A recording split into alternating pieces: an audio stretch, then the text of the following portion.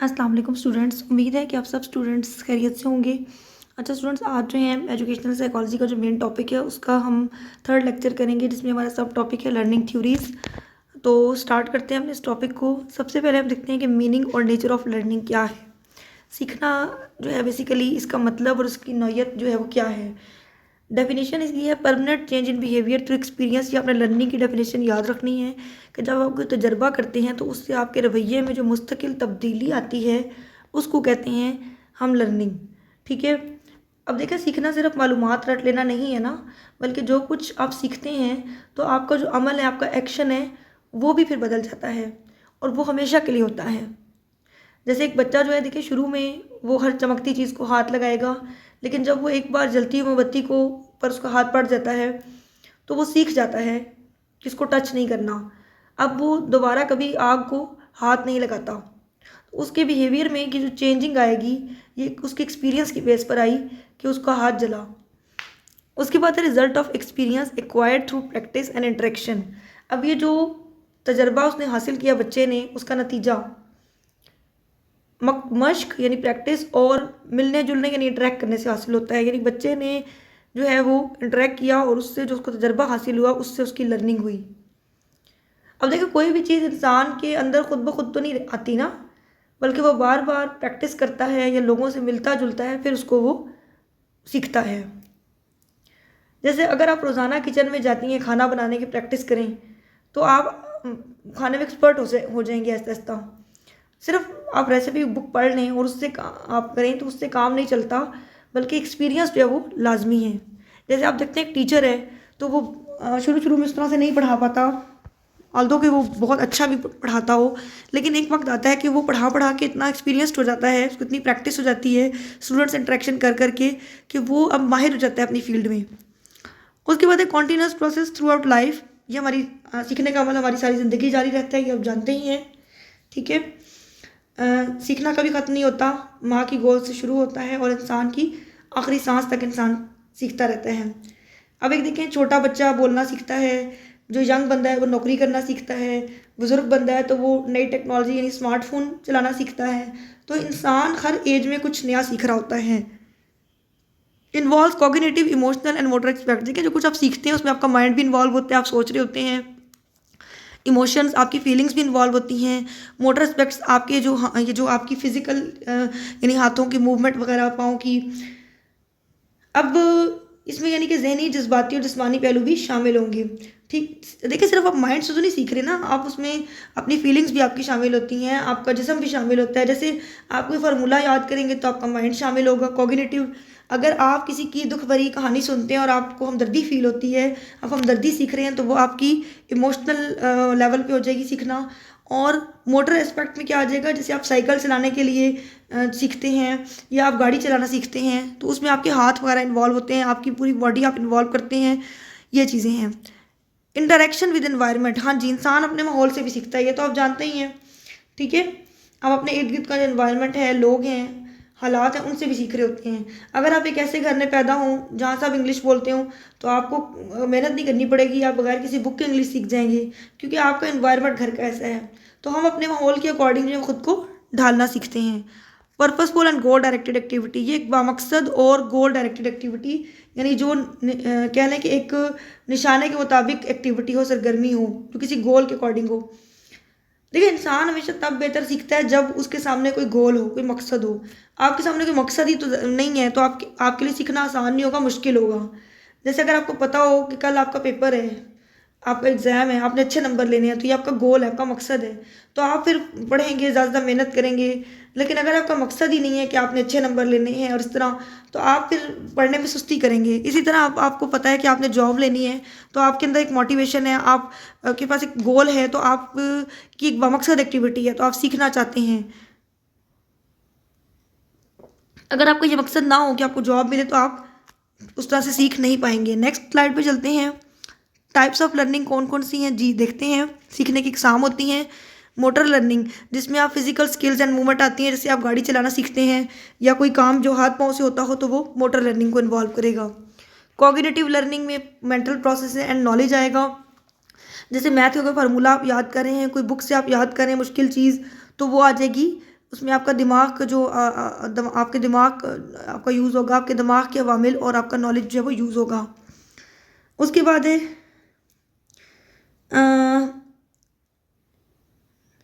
Affective learning, attitudes, value, emotion. इसका ताल्लुक क्या होता है, हमारी इमोशन से होता है, हमारी इक़दार से, हमारे एटीट्यूड से। जैसे इसमें हम सीखते हैं किसी के साथ कैसे सलूक करना चाहिए। अब अपने दोस्त के साथ हमदर्दी करते हैं, आप किसी की तकलीफ़ देखकर आप दुख महसूस करते हैं, तो ये चीज़ें सारी हमारी जो है इफ़ेक्टिव लर्निंग में आती हैं।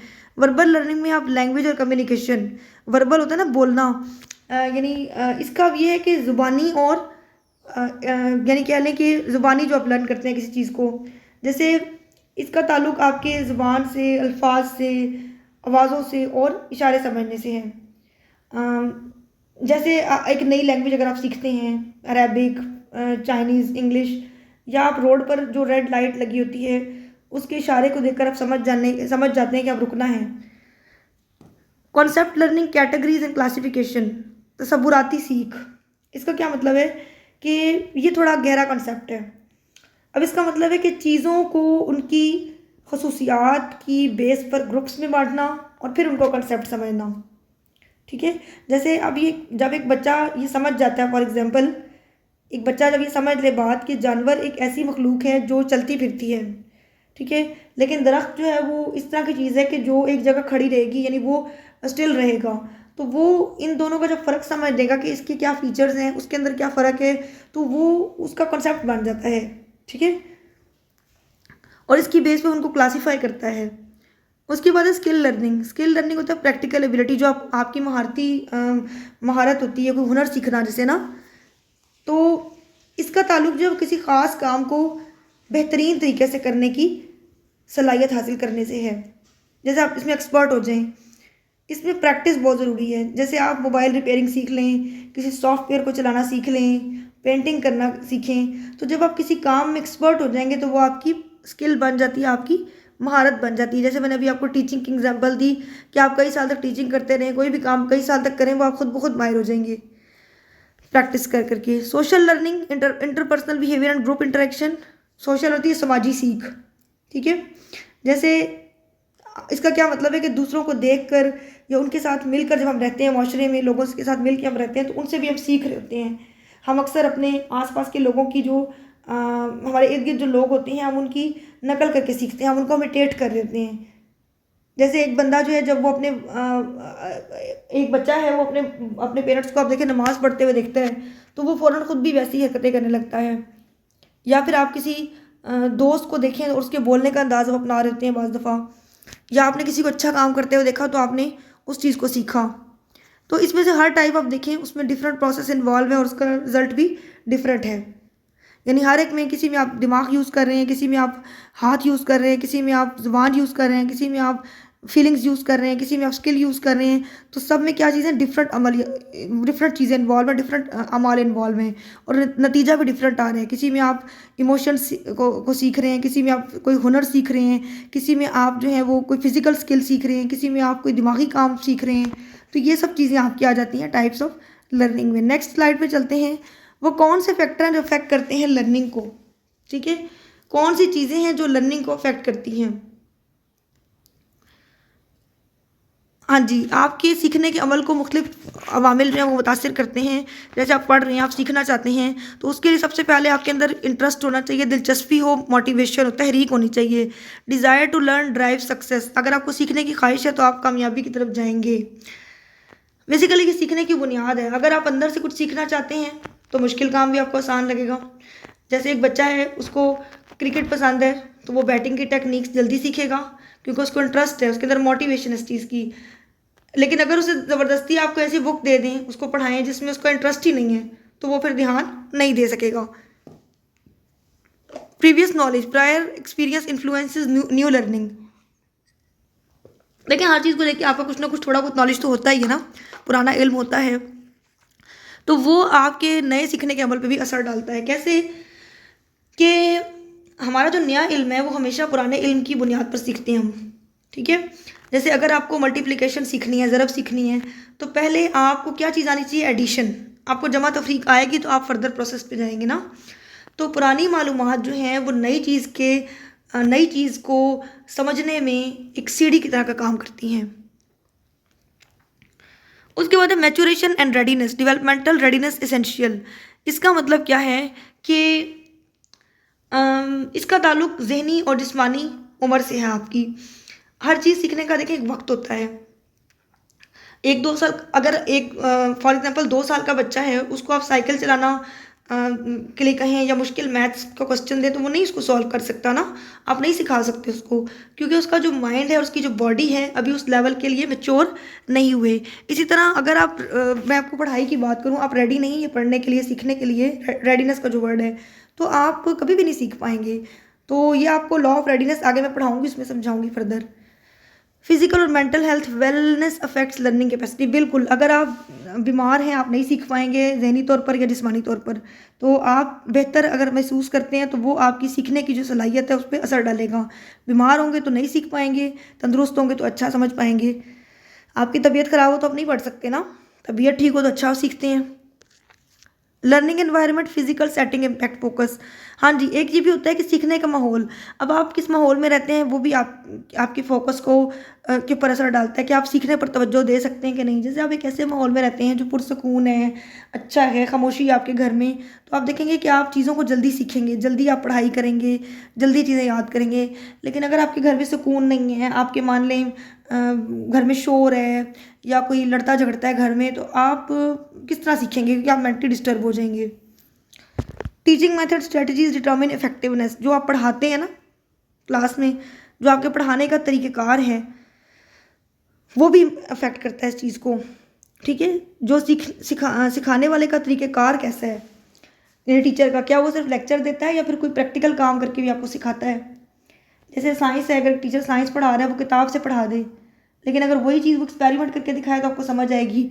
इसी तरह अगर आपको टीचर प्लांट के बारे में पढ़ा रहे हैं तो आपको अगर वही चीज़ वो प्रैक्टिकली करके दिखाए कि ये चीज़ें इस तरह इसके अंदर हैं, तो आप ज़्यादा जल्दी सीखेंगे। तो आप टीचिंग के लिए कौन सा मेथड यूज़ कर रहे हैं वो भी आपके सीखने के अमल पर असर डालेगा। नेक्स्ट स्लाइड है हमारे पास पार्ट 2, यही इसी की कॉन्टिन्यूशन में है। उसके अलावा हमारा अटेंशन और हमारा कंसंट्रेशन, तवज्जो और एहनमाक, फोकस डिटर्मिन लर्निंग क्वालिटी। अब आप क्लास में बैठे हैं, यानी कि तवज्जो जो है वो भी आपकी सीखने की क्वालिटी को उसका तयन करती है। अब आप तवज्जो नहीं दे रहे, टीचर पढ़ा रहे हैं, तो आप इधर उधर देख रहे हैं, सोच रहे हैं, तो आप कभी भी नहीं सीख पाएंगे। तो आप कितनी तवज्जो से, कितनी एहनमाक से टीचर की बात को सुन रहे हैं, उतना आप अच्छा सीखेंगे। Memory and retention, storage and recall capacity, यानी आपकी याददाश्त कैसी है, ठीक है। सीखने का जो दारोमदार है इस पर है कि आपका ध्यान कहाँ पर है, ये तो आपको मैंने बता दिया है। मेमोरी एंड रिटेंशन, हाँ जी, ये है कि सिर्फ आपने एक चीज़ को समझना आपका काफ़ी नहीं है, आपने उसको ज़हन में स्टोर भी करना होता है, तभी तो आप जाके पेपर में परफॉर्म करेंगे ना। अब देखिए कुछ लोग ऐसे हैं जो चीज़ों को जल्दी याद कर लेते हैं, लेकिन वो फिर भूल भी जल्दी जाते हैं। तो अगर आप चाहते हैं कि बेहतरीन तरीके से आपको रिटेंशन रहे चीज़ों की, तो उसके लिए आपने जो चीज़ें सीखी हैं उनको आपने, आपके ज़हन में नक्श होना चाहिए, आपने बार बार उनको रिकॉल करना है, बार बार उनको याद करना है। और उसके लिए आपको क्या करनी होगी, practice and repetition, reinforcement through practice, मश्क और दोहराना। क्या कहते हैं, practice makes a man perfect ना। किसी भी काम को अगर आप बार बार करते हैं तो उसमें आपको महारत आ जाती है। तो पहली बार आप गाड़ी चलाना मुश्किल लगेगा आपको, लेकिन अगर आप रोज़ की बेस पे देखिए प्रैक्टिस करते हैं तो एक वक्त आता है कि आप बिना सोचे भी गाड़ी चला लेते हैं। फीडबैक एंड रीइंफोर्समेंट, फीडबैक होता है रद्द अमल, या कह लें कि हाँ जी, रद्द अमल और हौसला अफजाई। करेक्शन स्ट्रेंथन्स लर्निंग, जब हमें पता चलता है कि हम सही कर रहे हैं या हम गलत कर रहे हैं तो सीखना आसान हो जाता है। जैसे अगर कोई स्टूडेंट सवाल हल कर रहा है और टीचर उसको कहता है कि शाबाश तुमने सही किया है, तो वो उसकी हौसला अफजाई होगी, वो मज़ीद सीखेगा। तो अगर टीचर कहता है कि यहाँ आपने गलती की है, तो फिर स्टूडेंट जो है नेक्स्ट टाइम उसको उस गलती को इम्प्रूव करेगा, वो उससे सीखेगा ज़्यादा बेहतर। तो फीडबैक ज़रूरी है कि आप बताएं कि आपने गलत किया है, सही किया, इस्लाह करना ज़रूरी है।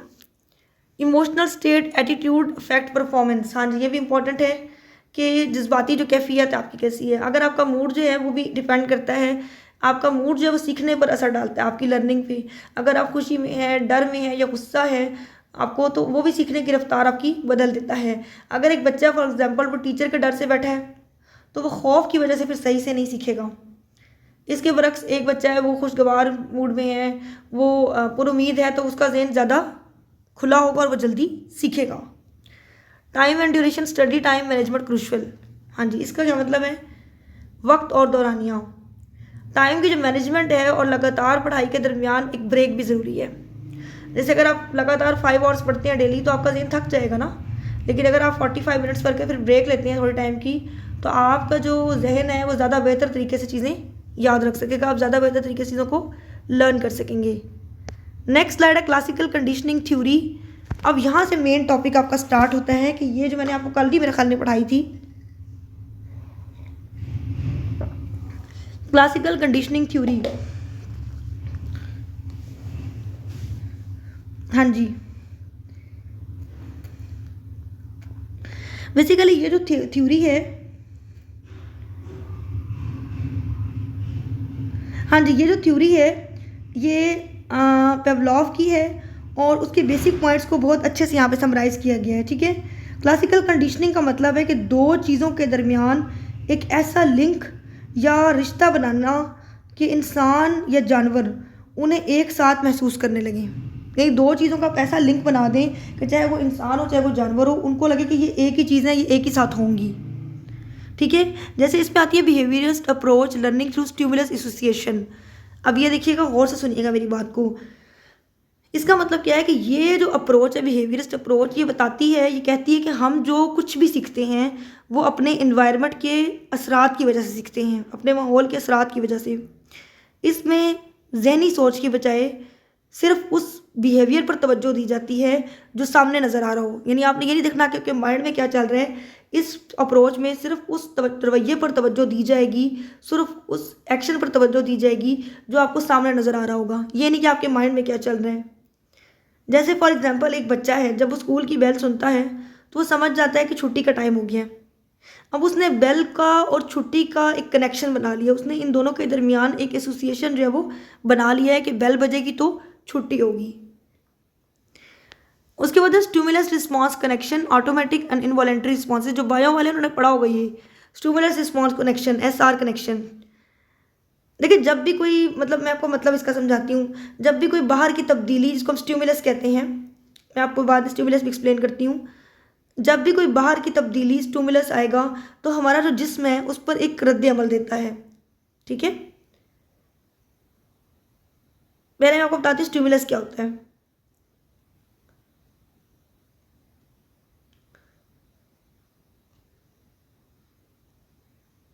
यानी जब भी कोई बाहर की तब्दीली आएगी तो हमारा जिस्म जो उसके ऊपर कोई ना कोई रद्द अमल देगा। जैसे ये जो स्टिमुलस है, इसकी मैं आपको डेफिनेशन बताती हूँ। स्टिमुलस जो होता है ना, आसान अल्फाज में कहूँ तो ये हर उस चीज़ या तब्दीली को कहते हैं जो हमारे सेंसेस को महसूस हो और जिस पर हमारा जिस्म या दिमाग कोई रिस्पॉन्स दे। जैसे अब मैं आपको एक दो मिसालें देती हूँ। गर्म बर्तन की मिसाल, अगर आपका हाथ किसी गर्म चूल्हे से लग जाए, गर्म चूल्हा क्या है? स्टिमुलस है। आप फ़ौरन हाथ पीछे खींच लेंगे, आपका रिस्पॉन्स आएगा। तो ये जो गर्मी है चूल्हे की, वो स्टिमुलस है जिसने आपको मजबूर किया कि आपने हाथ फ़ौरन रिस्पॉन्स दिए, पीछे खींचा। इसी तरह आपका जो मोबाइल फ़ोन है उस पर जब नोटिफिकेशन आता है, बेल बजती है उसकी, ये स्टिमुलस है। ठीक है, तो आप फ़ौरन स्क्रीन पर देखते हैं, रिस्पॉन्स देते हैं। इसी तरह अगर आपकी आंखों में अचानक तेज़ लाइट जाती है, जो तेज़ लाइट है वो स्टिमुलस है, तो आपकी जो पलकें वो खुद ब खुद झपकती हैं, आप रिस्पॉन्स आता है, तो यहाँ रोशनी स्टिमुलस है। तो ये होता है स्टिमुलस का मतलब। अब हम देखते हैं स्टिमुलस रिस्पॉन्स कनेक्शन के बारे में। हाँ जी, तो जब भी कोई बाहर की तब्दीली, जैसे वहाँ रोशनी के बारे में पढ़ा, गर्मी के बारे में पढ़ा, वो होगी तो हमारा जो जिस्म है उस पर क्या देगा? रिएक्शन। जैसे आपने फ़ौरन हाथ पीछे हटाया, आपने फ़ौरन आंखें झपक ली, जो मैंने मिसाल दी।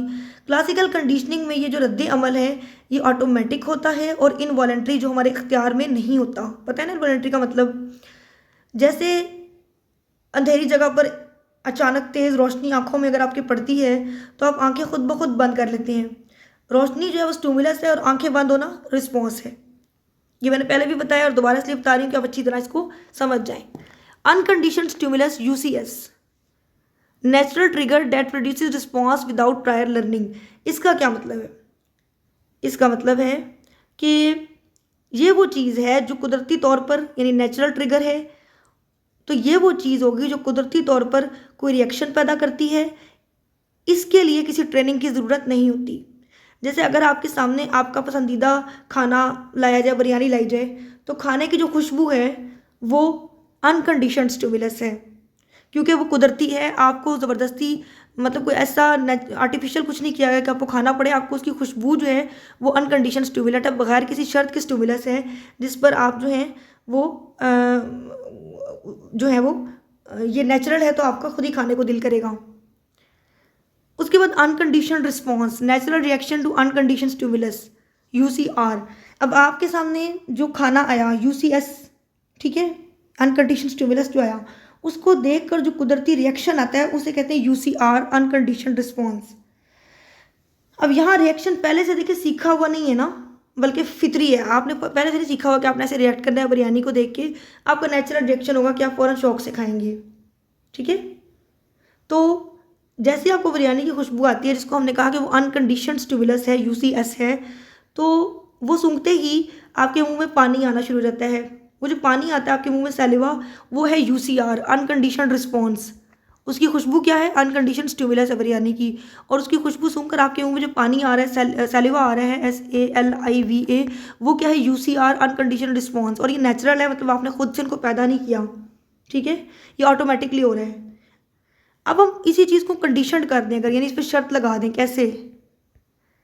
ये देखें, कंडीशन स्टिमुलस और कंडीशन, ये अनकंडीशन थे कि बिरयानी की खुशबू उसकी खुशबू अनकंडीशन थी, आपके मुंह में पानी आया अनकंडीशनली, आपने फितरी तौर पे महसूस किया।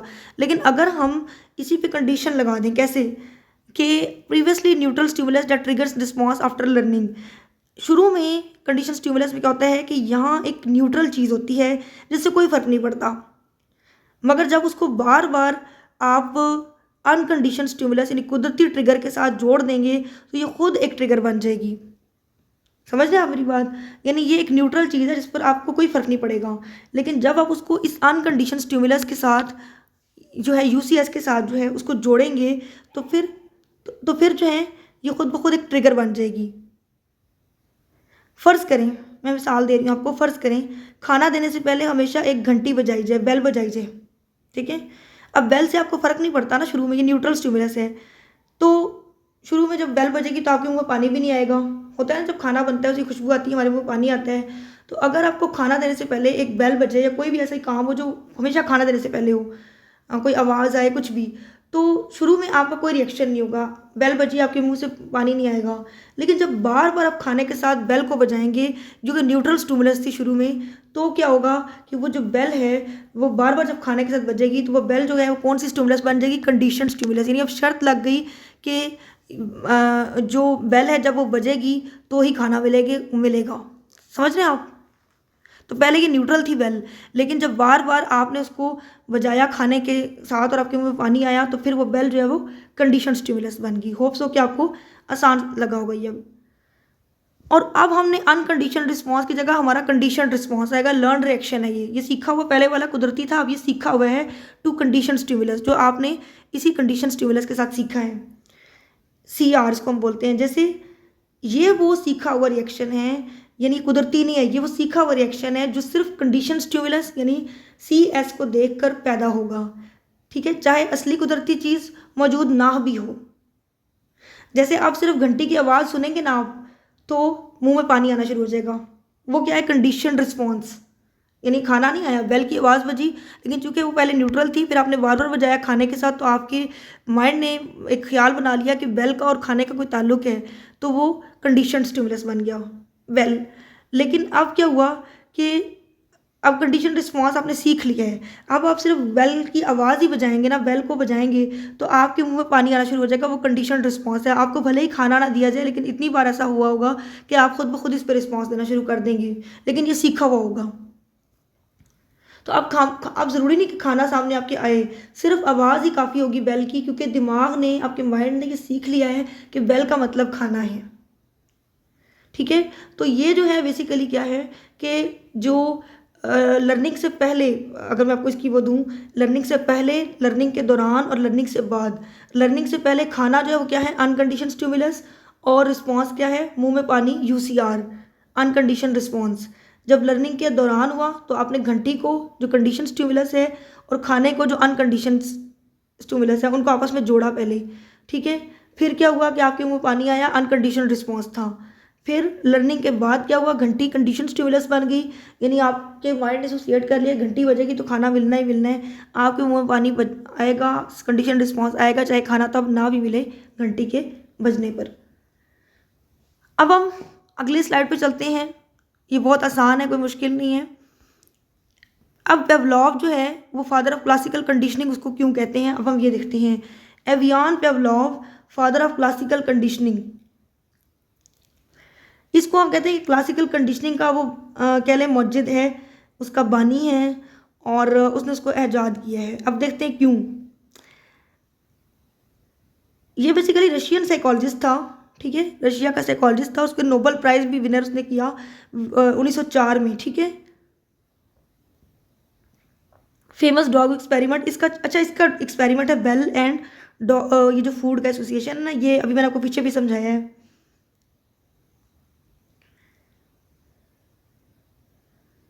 जी, बेल एंड फूड एसोसिएशन का जो एक्सपेरिमेंट है वो इसी ने ईजाद किया है।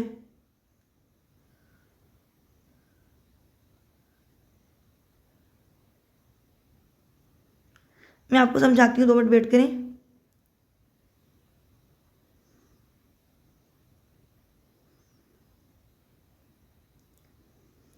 जो जो पेवलॉव है ना, बेसिकली वो रशियन साइकोलॉजिस्ट था, और ये एक साइकोलॉजिस्ट नहीं था, बल्कि समझे एक फिजियोलॉजिस्ट था।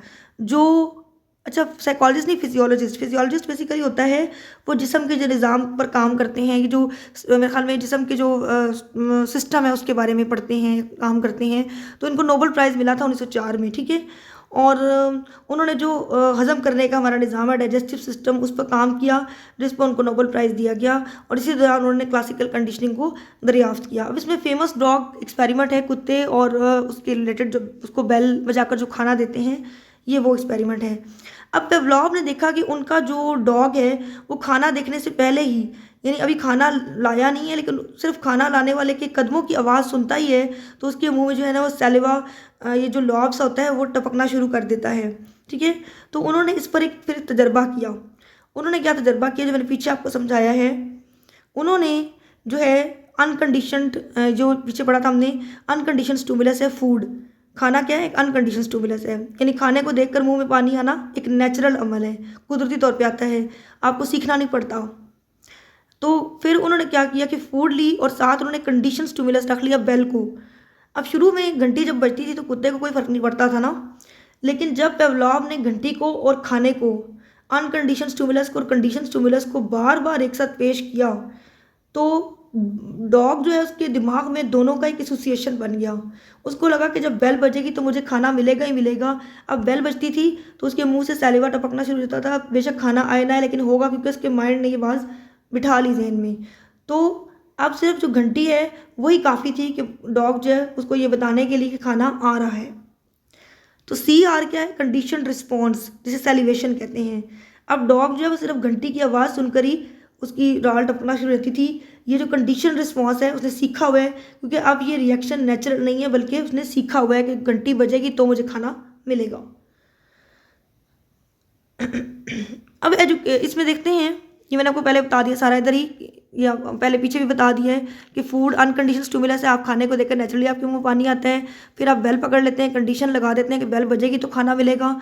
आपने अनकंडीशन को स्टिमुलस को कंडीशन स्टिमुलस से जोड़ा, और जब अब बेल बजेगी तो डॉग के मुंह में कंडीशन रिस्पॉन्स आएगा, यानी उसने सीख लिया है कि बेल बजेगी तो मुझे खाना मिलेगा।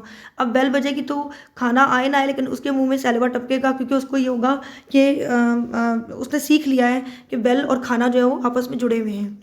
अब हम देखते हैं एजुकेशनल एप्लीकेशंस, तालीमी इस्तेमाल इसके देखते हैं। सबसे पहले school bells, classroom routines, creating learning association, foundation of behaviourism. तालीमी इतलाक इसका देखते हैं। इन थ्योरी को स्कूल ने बच्चों के रवैये बेहतर बनाने के लिए यूज़ किया जाता है। जैसे स्कूल बेल्स हैं, जब छुट्टी की घंटी बजती है तो बच्चे बैग पैक करना स्टार्ट कर देते हैं। उन्होंने घंटी की आवाज़ को किससे एसोसिएट किया हुआ है, घर जाने के साथ। ठीक है, क्लासरूम रूटीन्स, अगर टीचर हमेशा ब्लैक बोर्ड पर डाटा यानी डेट लिखने की बजाय सबक शुरू कर दे, यानी टीचर क्या करे कि वो ब्लैक बोर्ड पे हमेशा डेट लिखने के बाद अपना चैप्टर स्टार्ट कर दे, तो बच्चे डेट लिखते ही खामोश हो जाएंगे। क्यों? क्योंकि वो समझ जाते हैं कि अब हमारी जो है टीचर ने हमें सबक पढ़ाना स्टार्ट कर देना है। उसके बाद है क्रिएटिंग लर्निंग एसोसिएशंस। इसका मतलब क्या है कि सीखने के ताल्लुकात बनाना। अब बच्चों के दिमाग में किसी नई या मुश्किल चीज़ को किसी पुरानी या पसंदीदा चीज़ के साथ जोड़ देना ताकि वो आसानी से सीख सकें। मान लें एक बच्चे को अल्फ़ाबेट ए है, वो सीखने में उसको मुश्किल हो रही है। टीचर उसे एप्पल यानी सेब की तस्वीर दिखाता है और साथ में एप्पल खिलाती भी है। तो पहले बच्चे के लिए जो है वो ए सिर्फ एक देखना था, यानी कह लें कि न्यूट्रल था। पहले बच्चे के लिए ए न्यूट्रल था, यानी उसको समझ नहीं आ रहा था।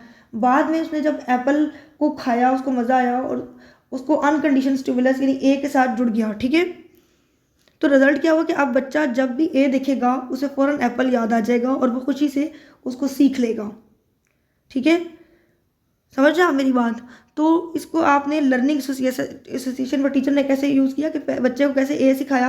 यानी बच्चे को अल्फ़ाबेट ए समझ नहीं आ रहा ना, ए फॉर एप्पल, तो टीचर ने क्या किया कि पहले बच्चे के लिए ए जो है वो सिर्फ एक न्यूट्रल चीज़ थी। फिर टीचर ने बाद में उसको कंडीशन अनकंडीशन स्टिमुलस यानी उसको उसका जोड़ दिया, उसको खाना उसको खिलाया एप्पल, उसको ए के साथ जोड़ दिया।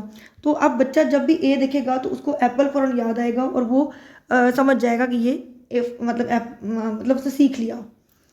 उसके बाद है फाउंडेशन ऑफ बिहेवियरिज्म। इसका क्या मतलब है? इसका मतलब है रवैये की बुनियाद।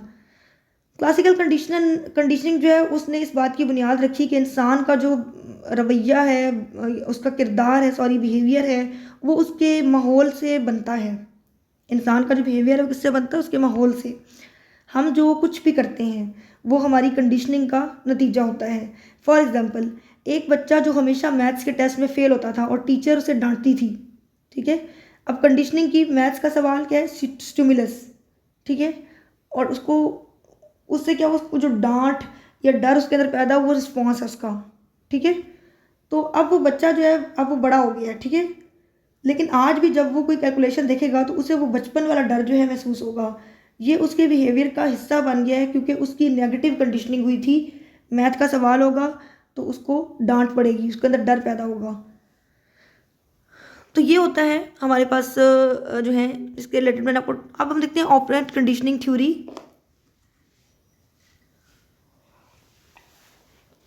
बस आपको उसमें जो बेल वाला आइडिया समझ में आ गया, डॉग वाला, तो फिर आपके लिए वो थ्योरी एनफ है। ये मैंने आपको कुछ एक्स्ट्रा मिसालें दी हैं। बस आपको ये पता होना चाहिए फाउंडेशन ऑफ बिहेवियरिज्म कौन है, और ये थोड़ी बहुत जो पॉइंट्स मैंने आपको बताए हैं।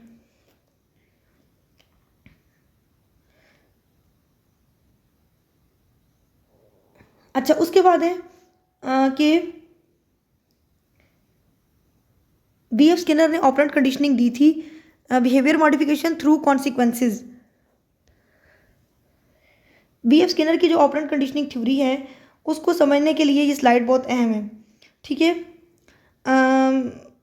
अब ये जो थ्योरी है इसका बुनियादी मकसद क्या है कि इंसान या जानवर हो, वो अपने माशरे में जो अमल करते हैं, यानी वो अपने इन्वायरमेंट में जो अमाल करता है उसका जो नतीजा है, उसके जो कॉन्सिक्वेंसेज हैं, वो उसके मुस्तकबिल के रवैये को तय करते हैं। इंसान अपने माशरे में जो भी काम करेगा इन्वायरमेंट में, वो उसका जो फ्यूचर है उस काम के जो नताइज जो उसने किए वो उसके मुस्तकबिल के बिहेवियर को तय करते हैं। ठीक है, अब बिहेवियर मॉडिफिकेशन है रवैये की तब्दीली थ्रू कॉन्सिक्वेंसेज, नतीजों के ज़रिए। इसका मतलब है कि किसी के रवैये को बदलना।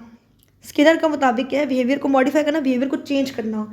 इसका मतलब है कि किसी के रवैये को बदलना। स्किनर के मुताबिक जो है, अगर हम किसी काम के बाद अच्छा या बुरा नतीजा दें, अगर हमने कोई काम किया उसके बाद हमारा अच्छा रिजल्ट आया, बुरा आया, तो उस शख्स की आदत फिर बदली जा सकती है। जैसे एक बच्चा अगर कमरा साफ़ करे और उसको शाबाश मिले तो वो अगली बार भी साफ़ करेगा। और अगर वो ऐसा काम करता है कि उसने गन बनाया और उसको डांट पड़ी, तो फिर वो क्या करेगा? वो उससे सीखेगा, उसका बिहेवियर मॉडिफाई होगा। मतलब वो आइंदा कोशिश करेगा कि कमरा साफ़ रहे।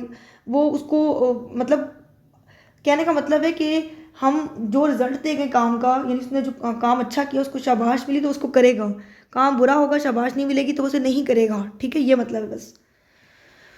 वॉलेंट्री बिहेवियर, इंटेंशनल एक्शंस, इसका मतलब क्या है कि इख्तियाराती रवैये होते हैं ना, इंटेंशनल, जो आप जानबूझकर जो काम करते हैं।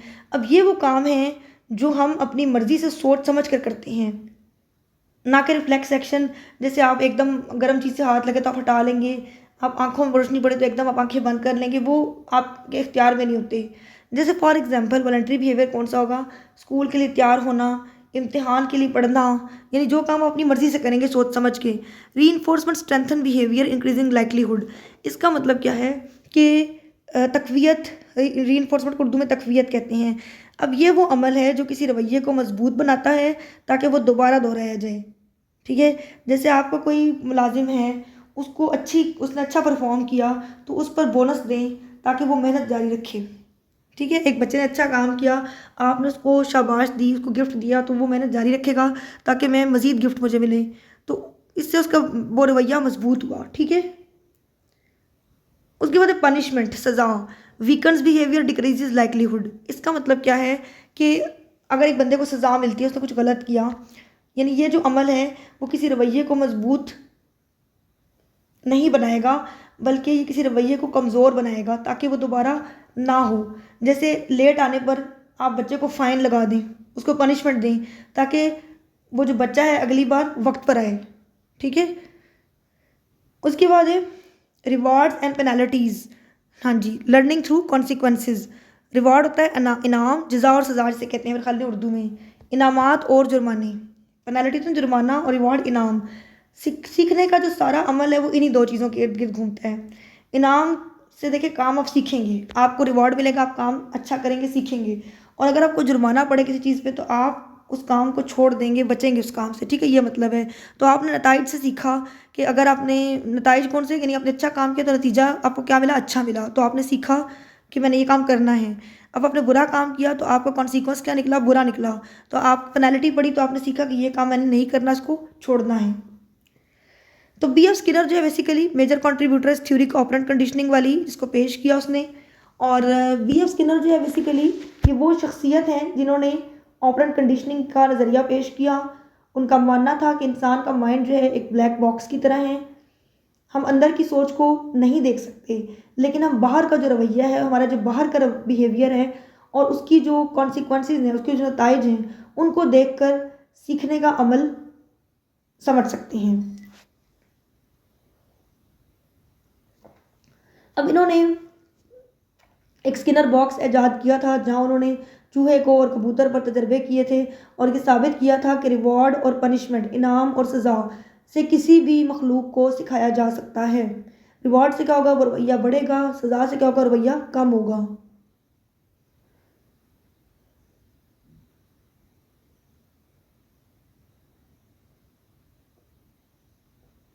अब स्किनर ने नेक्स्ट चलते हैं, स्किनर बॉक्स एक्सपेरिमेंट की चलते हैं। हाँ जी, अब हम देखते हैं बी एफ स्किनर का, उसने ऑपरेंट कंडीशनिंग का वो मुज्जिद था, पायनियर था जी। स्किनर बॉक्स एक्सपेरिमेंट देखते हैं हम। अमेरिकन साइकोलॉजिस्ट था, ठीक है, और उसने हार्वर्ड प्रोफेसर था, वहाँ पर बिहेवियरिस्ट लीडर था। स्किनर बॉक्स एक्सपेरिमेंट ये मेन देखते हैं, रैट्स एंड पिजन पे उसने तजर्बे किए थे।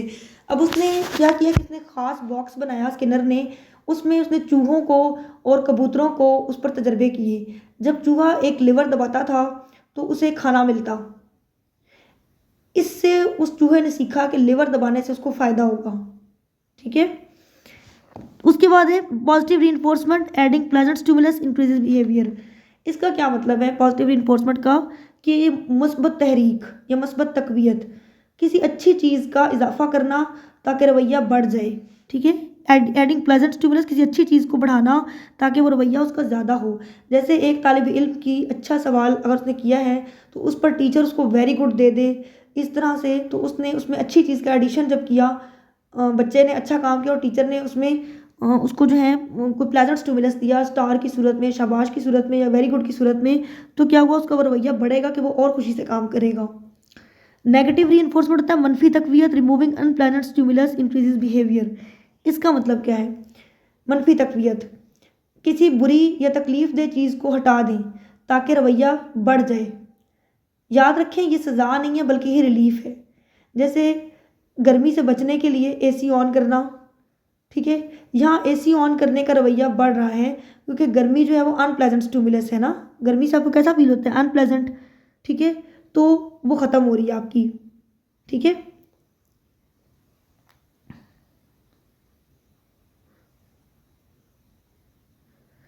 तो गर्मी जो है यहाँ पर यानी कोई ऐसी चीज़, तो वो आपको मतलब आप नेगेटिव रीइंफोर्समेंट करेंगे तो इसमें ये आदत है कि गर्मी अनप्लेजेंट स्टिमुलस है। जब आपने उससे बचने के लिए एसी लगाया तो क्या हुआ कि वो आपका रवैया बढ़ेगा एसी लगाने का, क्योंकि जो उससे आप गर्मी अनप्लेजेंट स्टिमुलस है वो ख़त्म होगा, ठीक है। उसके बाद positive punishment adding unpleasant stimulus decreases behaviour. इसका मतलब क्या है, पॉजिटिव रीइंफोर्समेंट,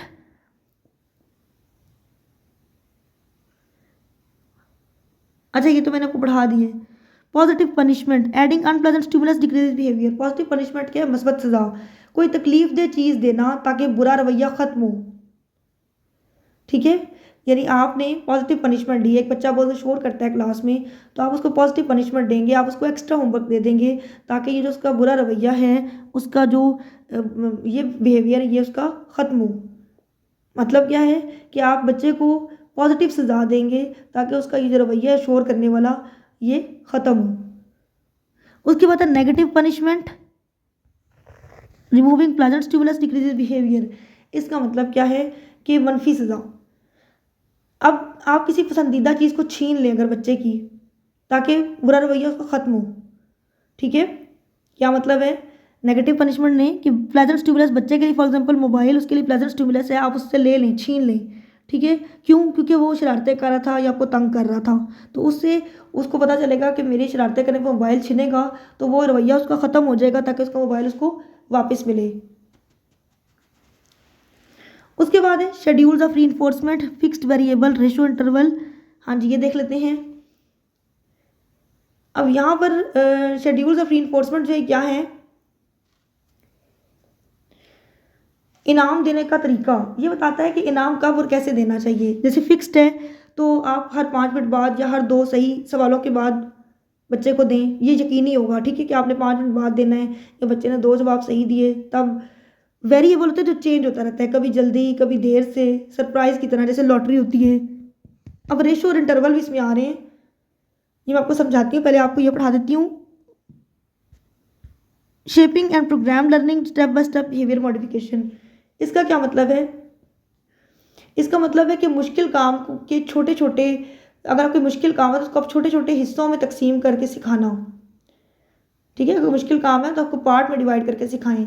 हर सही कदम पर इनाम दें ताकि मंजिल तक पहुंचा जा सके। जैसे एक परिंदे को पहले गर्दन घुमाने पर इनाम दें, फिर थोड़ा सा चलने पर, यहाँ तक कि वो पूरा डांस सीख जाए। तो ये है प्रोग्राम्ड जो है एंड शेपिंग लर्निंग। अब रेशो स्केल्स मैंने आपको बताया फिक्स्ड होते हैं, वेरिएबल होते हैं, उसके अलावा जो है कौन से होते हैं, इंटरवल शेड्यूल्स होते हैं। रेशो ये कर लेते हैं। रेशो शेड्यूल होता है कि इनाम का ताल्लुक इस बात से होता है कि आपने कितनी बार सही काम किया, ठीक है। जैसे एक फिक्स रेशो होगी, इनाम तब मिलेगा जब आप एक मखसूस तादाद में काम मुकम्मल करेंगे। एक वर्कर को हर 10 कमीज़ें सीना पर आप 1000 रुपया दें तो ये फिक्स्ड हो गया, ठीक है। 10 कमीज़ें सिएगा तो 1000 रुपया मिलेगा। वेरिएबल रेशो होगी कि इनाम मिलने की तादाद चेंज होती रहेगी ना, बंदे को पता नहीं होगा कि कब मिलेगा, तो इससे रवैया ज़्यादा मजबूत होगा। जैसे आपको नहीं पता होता कितनी बार जो है वो मतलब फॉर एग्ज़ाम्पल पहले वाली मिसाल लेने कि आप वर्कर को जो है वो उसके इनाम को तय ना करें, ठीक है, कि वो 10 कमीज़ें सिएगा तो ही इनाम मिलेगा। आप कहें कि बस तुम 1.5 सारी कमीज़ें सियो तो तुम्हें इनाम मिल जाएगा, इस तरह। उसके बाद इंटरवल शेड्यूल हैं, वक्त पर मबनी होते हैं। रेशो वाले जो है तादाद पे होते हैं, कितनी बार कोई काम करेंगे, कितनी तादाद में, जितनी बार आप करेंगे फिक्स तादाद में तो इनाम मिलेगा। अब जो इंटरवल होता है वो वक्त पे मबनी होते हैं। अब यहाँ जो है इसका ताल्लुक, इनाम का ताल्लुक होगा वक्त के गुजरने से। उसमें फिक्स्ड इंटरवल होता है कि एक मखसूस वक्त गुजरेगा तो उसके बाद ही इनाम मिलेगा। जैसे माहाना तनख्वाह, मंथली सैलरी, महीना ख़त्म होने से पहले आपको पैसे नहीं मिलेंगे चाहे आप जितना भी काम कर लें। वेरिएबल इंटरवल है कि इनाम किसी वक्त भी मिल सकता है, वक्त उसका उसका तयन नहीं होगा वक्त का। जैसे सरप्राइज इंस्पेक्शन, ये सरप्राइज क्विज, तो बच्चे को नहीं पता कि टीचर कब चेक करेगा, इसलिए वो हर वक्त तैयार रहेगा। तो उसके बाद है कि नेक्स्ट उस पर चलते हैं हम, मतलब एक में चीज़ तय होकर मिलेगी फिक्स्ड, और एक में आपको चेंज करके इनाम मिलेगा। बस इतना सा कॉन्सेप्ट है, मैंने आपको थोड़ा ज़्यादा समझा दिया है। उसके बाद trial and error theory of learning है। ये जो है इस स्लाइड में क्या बताया गया है कि इंसान या जानवर गलतियां करके कैसे सीखते हैं, यानी कोशिश करना बार बार। Learning through repeated attempts trying and failing, ठीक है। अब बार बार कोशिश करना और फिर नाकाम होना। सीखने का पहला कदम क्या है कि आप बार बार कोशिश करें। जैसे आप जॉब के लिए ट्राई करें, पहली बार नहीं हो कोई बात नहीं, फिर करें, फिर ट्राई करते हैं, एक बार आप आएगा, आप कामयाब हो जाएंगे। तो सीखने का पहला कदम क्या है कि आप कोशिश करें। जब एक बच्चा देखिए साइकिल चलाना सीखता है तो पहली बार में नहीं सीखता ना, बार बार वो गिरेगा, फिर कोशिश करता है और फिर सीखता है। Random attempts multiple solution tested, अब बार बार आप गैर यकीनी कोशिशें करेंगे। शुरू में आप बगैर किसी मंसूबे के हर तरह के तरीके आजमाते हैं, ठीक है। जैसे अगर एक दरवाजे का लॉक फंस जाए तो हम उसे कभी ऊपर खींचते हैं, कभी नीचे खींचते हैं, जब तक वो खुल ना जाए। इसी तरह अगर आप जॉब की तैयारी कर रहे हैं तो आप बार बार टेस्ट देते हैं कि कहाँ क्या पता यहाँ पर हो जाए, इस तरह रैंडम अटेम्प्ट करते हैं। Error elimination gradual reduction of mistake, इसका मतलब है कि आप आहिस्ता आहिस्ता अपनी गलतियाँ ख़त्म करते हैं। जब आप बार बार टेस्ट देते हैं, ठीक है, तो आपको पता चल जाता है आप कहाँ गलतियाँ कर रहे हैं, तो आप उन गलतियों को आहिस्ता आहिस्ता फिर मतलब कम करना शुरू कर देते हैं, और जिस पार्ट में आप टेस्ट में कमज़ोर होते हैं आप उस पर वर्क करना शुरू कर देते हैं। Success through trials eventually finding solution, फिर आपने बार बार जब ट्राई किया तो आपको कामयाबी मिलना शुरू हो जाती है। यानी आपको पता चल जाता है कि अच्छा यहाँ मैंने गलती की थी, आप उस गलती को कम करते हैं, उस चीज़ पर मेहनत करते हैं, उस पार्ट पे जहाँ आप के नंबर कट रहे थे या आपके टेस्ट में मार्क्स नहीं बनते थे मेरिट में, तो आपने बार बार जब ट्राई किया तो आपको कामयाबी मिलेगी और इवेंचुअली आप कामयाब हो जाएंगे, ठीक है। यानी वक्त के साथ साथ आप वो तरीके छोड़ देते हैं जिनसे आपको नाकामी मिल रही थी, ठीक है। उसके बाद है लर्निंग कर्व्स। हाँ, ये क्या है लर्निंग कर्व्स? सीखने की रफ्तार, शो प्रोग्रेस ओवर टाइम। अब ये ग्राफ की तरह होता है बेसिकली, जो दिखाता है कि वक्त के साथ गलतियाँ कम हो रही हैं और महारत बढ़ रही है। Thorndike contribution foundation of connectionism, हाँ जी, ये क्या है? वैसे लर्निंग कर्व जो है ना, बस मैं आपको एक मिसाल देती हूँ कि ये एक माजी का रिकॉर्ड होता है जो दिखाता है कि वक्त गुजरने के साथ साथ आपकी जो परफॉर्मेंस है उसमें कितनी बेहतरी आई। थॉर्नडाइक ने देखा कि शुरू में गलतियाँ ज़्यादा होती थी, फिर वक्त भी ज़्यादा लगता था, लेकिन जैसे जैसे ट्रायल एंड एरर, यानी आपने कोशिश की, गलतियाँ करते रहे और सीखते रहे, वो चलता रहा, उससे आपकी सीखने की रफ्तार तेज़ हो जाती है।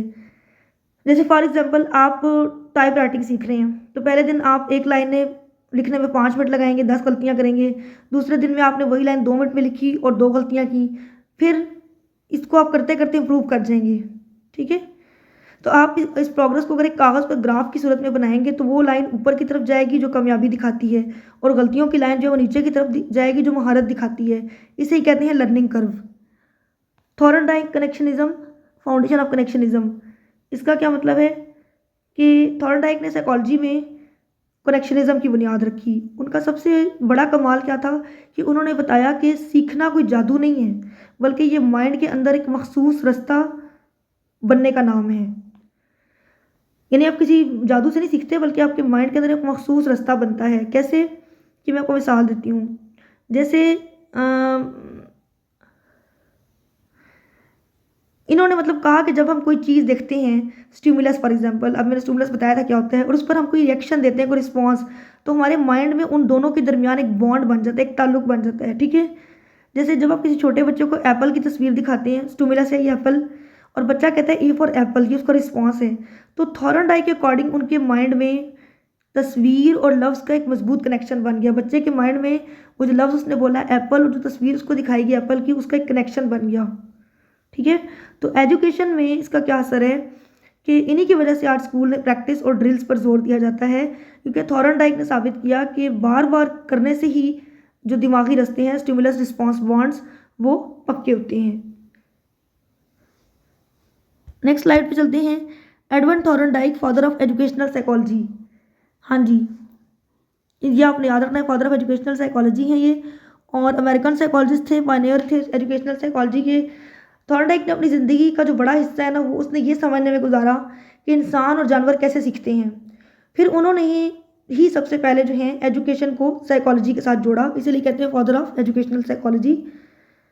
पहले हम समझते थे कि वो कहते हैं कि बच्चा सिर्फ रटी रटाई बातें वो सीखते हैं, लेकिन थॉर्नडाइक ने बताया कि सीखना दरअसल दिमागी तब्दीली का नाम है। अब उसने क्या किया कि पजल बॉक्स एक्सपेरिमेंट किए, cats learning through trial and error. इसने उसने बिल्ली पे तजर्बे किए, बिल्ली और संदूक पे। इसमें उसने क्या किया कि उसने एक भूखी बिल्ली थी, थॉर्नडाइक ने क्या किया, एक भूखी बिल्ली उसको उसने एक मखसूस पजल बॉक्स में बंद कर दिया और बाहर खाना रख दिया। अब बॉक्स का दरवाज़ा जो है तभी खुलता था जब अंदर मौजूद एक लीवर था, एक बटन, वो दबाया जाए। अब बिल्ली ने शुरू में क्या किया कि उसने हर तरफ हाथ पाँव मारे, पंजे मारे, हाथ पाँव कह रही पंजे मारे, ठीक है, सलाखों का उसने काटा, रैंडम अटेम्प्ट्स की। आखिर जब उसने कई बार गलती की तो उसका पाँव जो है वो गलती से लिवर पर पड़ गया और दरवाज़ा खुल गया। तो अगली बार जब उसे बंद किया गया तो उसने पहले से जो कम गलतियाँ की और जल्दी से उसने लिवर दबा दिया, वो बटन। इससे साबित हुआ कि सीखना जो है वो ट्रायल एंड एरर से होता है, बार बार कोशिश से होता है। उसके बाद 3 लॉज ऑफ लर्निंग उसने दिए थे थॉर्नडाइक ने, यह आपने नहीं भूलने। Law of readiness, preparedness to learn, यानी अगर आप सीखने के लिए तैयार हैं, अगर मैं आपको ज़बरदस्ती कहूँ कि आप मैथ का क्वेश्चन करें, आप नहीं करेंगे। अगर आपका दिल खुश है, आप सीखने के लिए तैयार हैं, तो आपका माइंड उन चीज़ों को एक्सेप्ट करेगा और आप सीखेंगे। Law of exercise, practice strengthen, जितना आप चीज़ों की मशक करेंगे उतना सीखेंगे, ठीक है, ये है। Law of effect, satisfying outcome help learning. हाँ, लॉ ऑफ इफेक्ट होता है कि असर का कानून। जैसे अगर आपका रिजल्ट अच्छा है तो आप उस काम को बार बार करेंगे, ठीक है, और अगर आपका रिजल्ट बुरा है तो आप उस काम को फिर छोड़ देंगे, ठीक है। यानी क्लासरूम में जब टीचर किसी बच्चे की तारीफ करेगा, उसको गुड कहेगा, तो पॉजिटिव इफेक्ट आएगा, बच्चा अगली बार वो ज़्यादा मेहनत करेगा। अगर टीचर उसको डांटता है तो नेगेटिव इफेक्ट जाएगा और बच्चा फिर मेहनत नहीं करेगा। कनेक्शनिज्म थ्योरी है, learning form S R bonds. Thorndike के अकॉर्डिंग सीखना दिमाग में न्यूरॉन्स के, आपको पता है हमारे माइंड में न्यूरॉन्स होती हैं ना, जो बायो वाले उनको पता होगा। ये थॉर्नडाइक कहता है कि सीखना जो है हमारे माइंड में न्यूरॉन्स के दरमियान कनेक्शंस बनने का नाम है, ठीक है। अब जैसे मैं आपको मिसाल देती हूँ, जब हम बार बार एक ही काम करते हैं तो दिमाग में, हमारे माइंड में उस काम का एक रास्ता इतना पक्का हो जाता है कि हम बिना सोचे वो काम कर लेते हैं। जैसे गाड़ी चलाते हुए आप ब्रेक लगाते हैं, ठीक है, उसके बाद है यानी आपके माइंड कनेक्शन बना लेते हैं। Stimulus response bond connection strengthened with practice. Stimulus वो चीज़ है जो हमें उकसाती है, जैसे मैंने आपको बताया, भूख हो गई, इम्तिहान हो गया, और रिस्पॉन्स हमारा रिएक्शन है, हमारा अमल है। स्टिमुलस हमें उकसा रहा है, जैसे आप एग्ज़ाम है, जिस चीज़ को आपने हासिल करना है, और रिस्पॉन्स क्या है, हमारा एक्शन है, हमारा अमल। अब इन दोनों के दरमियान जो मजबूत गिरा होती है, जो मजबूत कनेक्शन बनता है, उसे कहते हैं stimulus response bond, S R bond. For example, जब हम डोरबेल बजती है, डोरबेल क्या है, स्टिमुलस, ठीक है, डोरबेल क्या है, स्टिमुलस। डोरबेल बजती है तो आप फ़ौरन फिर दरवाज़ा खोलने जाते हैं, आप रिस्पॉन्स देते हैं।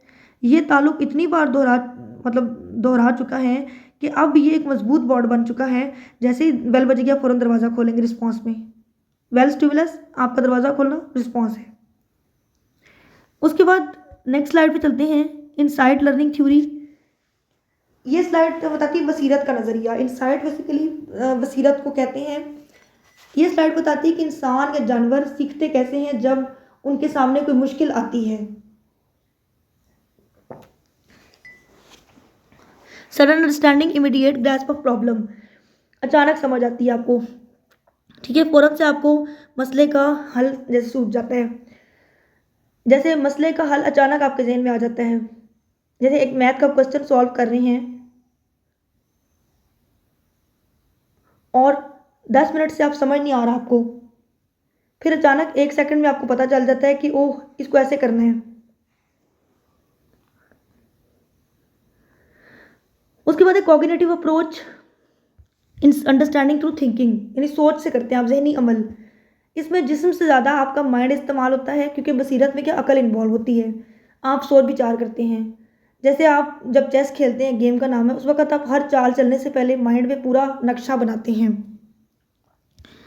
आहा आहा मोमेंट, एकदम आइडिया आना, इसे ये जो मोमेंट होता है, इसमें आपको लगता है कि मिल गया हमें, कोई चीज़ मिल गई, जैसे आइडिया आता है ना, जैसे आपको आपकी की खो गई हो चाबी, आप परेशान हैं, फिर अचानक आपको याद आता है कि वो तो मैंने फ्रिज के ऊपर रखी थी या यहाँ पे रखी थी, इस इसको कहते हैं ये एपिफैनी एक्सपीरियंस होता है। नो ट्रायल एंड एरर, गलतियों से पाक, नॉट रिपीटेटिव अटेम्प्ट्स। अब इसमें क्या होता है कि इसमें आप अंधाधुंध कोशिश नहीं करते, बल्कि पहले आप सोचते हैं, फिर आप सीधा हल निकालते हैं। यानी आप बार बार कोशिश नहीं करेंगे, आप पहले सोचेंगे माइंड से और फिर क्या करेंगे, हल निकालेंगे। जैसे एक बच्चा जो है वो किसी खिलौने को तोड़ मोड़ के तोड़ मरोड़ के जोड़ने की बजाय पहले उसे गौर से देखता है और फिर एक ही बार में सही जोड़ देता है। ठीक है। उसके बाद अंडरस्टैंडिंग रिलेशन, सीइंग कनेक्शंस। इसका क्या मतलब है कि ताल्लुकात को समझना, मतलब मसले के मुख्तलिफ हिस्सों का आपस में रिलेशन देखना। अब एक मैकेनिक, जैसे मिसाल देती हूँ, एक मैकेनिक है, वो गाड़ी के इंजन को देखकर समझ जाता है कि कौन सा पुर्जा किससे जुड़ा है और ख़राबी कहाँ कहाँ है। Perceiving whole situation, holistic understanding. Holistic होता है जो होल मैंने कल बताया था आपको, पूरी सूरत हाल का इदराक हो, आपको पूरी सूरत हाल को आप समझते हैं, यानी मसले को टुकड़ों में नहीं बल्कि पूरा एक साथ आप देखें। फॉर एग्जाम्पल, जब आप कोई तस्वीर, कोई पज़ल है वो जोड़ते हैं तो आप सिर्फ एक टुकड़े को नहीं देखते ना, बल्कि माइंड में पूरी तस्वीर का ख्याल रखते हैं। Gestalt psychology, perception, recognization. Gestalt की जो नफ्सियात है वो क्या थी, उसका असूल है कि the whole is greater than the sum of its parts. जैसे एक चीज़ टुकड़ों में है, तो जैसे आपका जिस्म है वो मतलब उसके बॉडी पार्ट्स हैं, तो वो कहते हैं कि बॉडी पार्ट्स को मिलाकर जो होल जिस्म बना वो अहम है, बजाय इसके कि आप एक चीज़ को उसके पार्ट्स में देखें, टुकड़ों में देखें। मतलब पूरा मंजर जो है वो उसके छोटे हिस्सों से ज़्यादा अहम है। यानी कोई चीज़ वो कंप्लीट है तो वो ज़्यादा अहम है, बजाय इसके कि आप उसको टुकड़ों में देखें। उसके बाद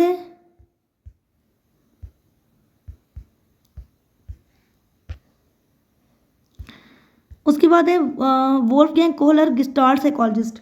अब ये बेसिकली जो है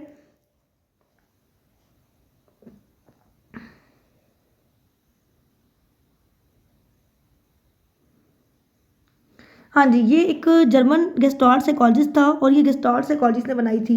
यानी ये जो है वो आपने याद रखना है कि किस स्कूल ऑफ थॉट से था, इस गेस्टाल्ट साइकोलॉजी से। उनका मानना था कि एक इंसान हो या जानवर हो, वो चीज़ों को टुकड़ों में नहीं बल्कि एक मुकम्मल शक्ल यानी होल फॉर्म में समझते हैं। यानी इंसान हो या जानवर वो चीज़ों को पार्ट्स में नहीं समझते बल्कि उसकी कंप्लीट फॉर्म में समझते हैं। जैसे फॉर एग्जांपल, जब आप किसी दोस्त का चेहरा देखते हैं तो आप पहले उसकी सिर्फ आँख या नाक नहीं देखते ना, एक ही नज़र में आप पूरा चेहरा उसका पहचान लेते हैं। तो कोहलर ने इसी सोच को लर्निंग यानी सीखने का अमल पर उसने लागू किया। अब इसमें हम चिंपैंजी का एक्सपेरिमेंट देखेंगे, सुल्तान द चिंपैंजी स्टडी। हाँ, इसमें उसने क्या किया था कि कोहलर ने जो चिंपैंजीज हैं उन पर तजर्बे किए थे। उनका सबसे ज़हीन चिंपैंजी सुल्तान था, उसका नाम था ना। कोहलर ने सुल्तान को ऐसी मुश्किल सूरत हाल में डाल दिया जहाँ खाना जो है, यानी केले थे, खाना उसका वो सामने तो थे लेकिन उसकी पहुँच से दूर थे। अब ये बिल्कुल वैसा ही है जैसा किसी बच्चे को के सामने आप खिलौना रख दें एक ऊंची शेल्फ पर, ठीक है, और देखा जाए कि वो वहाँ तक पहुँचने के लिए दिमाग कैसे लड़ाता है। Sticks and bananas problem, joining sticks to reach bananas. लड़ियाँ और केले, ये स्टिक्स होती हैं ना और केले। तो कोहलर ने उस चिंपैंजी को एक पिंजरे में बंद किया और बाहर केले रख दिए जो हाथ से नहीं पकड़े जा सकते थे। पिंजरे में उसने दो स्टिक्स रख दी जो एक दूसरे के अंदर फंस कर एक लंबी लड़ी बन सकती थी, यानी एक दूसरे के अंदर उनको जोड़कर वो एक लंबी स्टिक बन सकती थी। अब वो जो चिंपैंजी जिसका नाम सुल्तान था, उसने पहले एक लड़ी से कोशिश की, उसको नाकामी हुई, फिर दूसरी से, फिर उसको नाकामी हुई। फिर उसने क्या किया, थोड़ी देर वो खामोश बैठ गया। अचानक उसको इनसाइट यानी उसकी बसीरत ने काम किया, उसकी अकल ने, उसने दोनों लड़ियों को जोड़ा और उसकी लड़ी लंबी हो गई और उसने केले खींच लिए। तो यहाँ लड़ी को उसने लड़ी से मिलाया और उसको हल मिल गया। तो ये आइडिया उसे अचानक आया। उसके बाद है boxes and banana problems, taking boxes to reach bananas. अब ये लड़ियाँ और केले, फिर वही बात आ गई, नहीं सॉरी, अब बॉक्सेस की बात हो रही है, डब्बे और केले। अब इस बार केले जो है वो उसने सीलिंग से लटका दिए, छत से पिंजरे की, जो बहुत ऊंचे थे। अब कमरे में कुछ कह लें कि खाली लकड़ी के डब्बे यानी बॉक्सेस रखे हुए थे। तो चिंपैंजी ने पहले, वो जो सुल्तान था चिंपैंजी, उसने पहले उछल कर केले पकड़ने की कोशिश की, वो नाकाम हो गया। फिर उसने दिमाग लड़ाया और डब्बों को एक के ऊपर एक रख कर, यानी उसने एक एक करके डब्बों को ऊपर रखा एक दूसरे के, और वो स्टेयर्स उसने बना ली ना जैसे सीधी, और ऊपर चढ़कर उसने केले उतार लिए। तो उसने बिखरे हुए डब्बों को एक हल के तौर पर देखा। Insight v trial and error, इसका मतलब है कि कोहलर ने साबित किया कि सीखना सिर्फ बार बार गलती करने और तुक्के लगाने का नाम नहीं है कि आप ट्रायल करते रहें फिर यानी गलती करें बार बार फिर सीखें, बल्कि इंसाइट में, जिसे बसीरत कहते हैं, अक्ल कहते हैं, उसमें इंसान या जानवर पहले पूरी सिचुएशन को माइंड में सॉल्व करता है। यानी बजाय से कि आप उल्टे सीधे तुक्के लगाएं, आप इंसान या जानवर उस पूरी सिचुएशन जो भी उसके माइंड को परेशान कर रही है उसको वो अपने दिमाग में उसका हल निकालता है और फिर अचानक वो सही कदम उठाता है। जैसे अगर आपका मोबाइल हैंग हो जाए तो एक तरीका है कि आप हर बटन दबाएं, ट्रायल एंड एरर करें। दूसरा तरीका है कि आप थोड़ा सा सोचें कि शायद मेमोरी फुल हो गई हो, या सीधा आप फाइल मैनेजर में फिर जाएंगे और फालतू जो डाटा है उसको डिलीट करेंगे, तो आपने अपनी इनसाइट यूज़ की। ठीक है। Whole situation perception cognitive restructuring, इसका मतलब होता है कि सोच की नए सिरे से तरतीब, सोच की नए सिरे से तरतीब। वो जो चिंपैंजी है सुल्तान, उसने डब्बों और लड़ियों को सिर्फ फालतू चीज़ें नहीं समझा, बल्कि उन्हें केले तक पहुंचने का एक जरिया समझा, एक टूल समझा केले तक पहुंचने का। उसने पूरी सिचुएशन को नए नुक्ते से देखा। तो एक उस्ताद के लिए इसका मतलब क्या है कि वो बच्चों को सिर्फ फैक्ट्स ना रटवाए, बल्कि उन्हें पूरा कॉन्सेप्ट समझाए, ताकि बच्चा खुद से मसले हल करना सीख सके या बच्चा खुद से मसले का हल निकाल सके। तो कोहलर का काम हमें सिखाता है कि जब हम बच्चों को पढ़ाते हैं तो उन्हें सोचने का मौका देना चाहिए। जब उनका दिमाग कॉन्सेप्ट को समझ लेता है तो वो सीखना हमेशा के लिए उनके माइंड में बैठ जाता है। उसके बाद एजुकेशनल इम्प्लीकेशंस देखेंगे इसकी, इन थ्योरीज की जो हमने पढ़ी है इनको हम तालीम में कैसे अप्लाई करेंगे। एक तो ये हिस्सा हमें बता रहा है कि थ्योरीज को पढ़ाने के दौरान हम कैसे अप्लाई करेंगे जो हमने पढ़ी है। Classroom management applying conditioning technique, classroom के नज़्म ज़ब्त के लिए आप कंडीशनिंग के जरिए बच्चों को रवैये, कंडीशनिंग के थ्रू बच्चों का रवैया बेहतर बनाएं। जब टीचर क्लास में आए फॉर एग्जांपल और बच्चे खामोश हो जाएं तो उन्हें अप्रिशिएट करना, ताकि अगली बार भी वो डिसिप्लिन बरकरार रखें। ठीक है। उसके बाद है अफेक्टिव रीइंफोर्समेंट, मौसर इनामो इकराम, यूज़ रिवॉर्ड्स अप्रोप्रिएटली। जब बच्चा जो है वो कोई अच्छा काम करेगा तो उसको आपने फ़ौरन रिवॉर्ड देना है। ठीक है। किसी जैसे फॉर एग्जांपल बच्चे ने कोई मुश्किल सवाल का सही जवाब दिया है तो उस पर आप बच्चे को शाबाश कहें या उसको स्टार दें, जिससे उसका हौसला बढ़ेगा। Meaningful learning create purposeful experiences, बमकसद सीखना।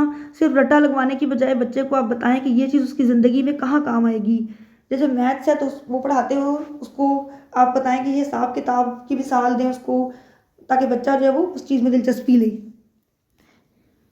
Individual differences consider student needs, मैंने पहले बताया था कि हर इंसान, हर बच्चा एक दूसरे से डिफरेंट होता है, एक जैसे नहीं होते। कुछ देखकर सीखते हैं, कुछ सुनकर, कुछ किसी तरह, हर बच्चे का अपना तरीका है। तो अब एक ही सबक को आप समझाने के लिए ब्लैक बोर्ड को कभी यूज़ कर लें, कभी आप वीडियो दिखा दें, कभी आप किसी तरीके से कभी प्रैक्टिकल करवा दें, कभी डिस्कशन करवाएं, ताकि हर जहन का बच्चा जो है वो उस चीज़ को समझ सके। नेक्स्ट पॉइंट पे जाते हैं। Timely feedback, provide prompt response, बर वक्त रद्दअमल। बच्चे की गलती उसने की है, ये सही काम किया, तो आपने क्या करना है, उस पर फ़ौरन उसको बताएं, उसको रद्दअमल दें। जैसे टेस्ट चेक करते वक्त सिर्फ नंबर ना लगाएं, बल्कि बताएं कि गलती बच्चे ने कहाँ की और उसे कैसे ठीक किया जा सकता है। Problem solving, encourage critical thinking, मसले का हल। बच्चों को खुद सोचने पर आप मजबूर करें, उनको रास्ता निकालने का मौका दें। जैसे साइंस एक्सपेरिमेंट में बच्चों को आप सामान दे दें और कहें कि खुद देखें कि नतीजा क्या निकलता है, उनको बस समझा दें। डिस्कवरी लर्निंग, प्रमोट एक्सप्लोरेशन, खुद से तलाश करना चीज़ों को। टीचर का काम क्या है कि रास्ता दिखाना, बच्चों को गाइड करना, बच्चा खुद से चीज़ों को एक्सप्लोर करे। जैसे लाइब्रेरी में बच्चों को भेजकर किसी खास टॉपिक पर आप कहें कि वो मालूमात इकट्ठी करें बुक्स के through. Break complex task, step by step learning. हाँ जी, यानी मुश्किल काम है अगर तो उसको छोटे छोटे हिस्सों में आप बांट लें। बड़े काम को या मुश्किल काम को छोटे छोटे हिस्सों में तकसीम करें।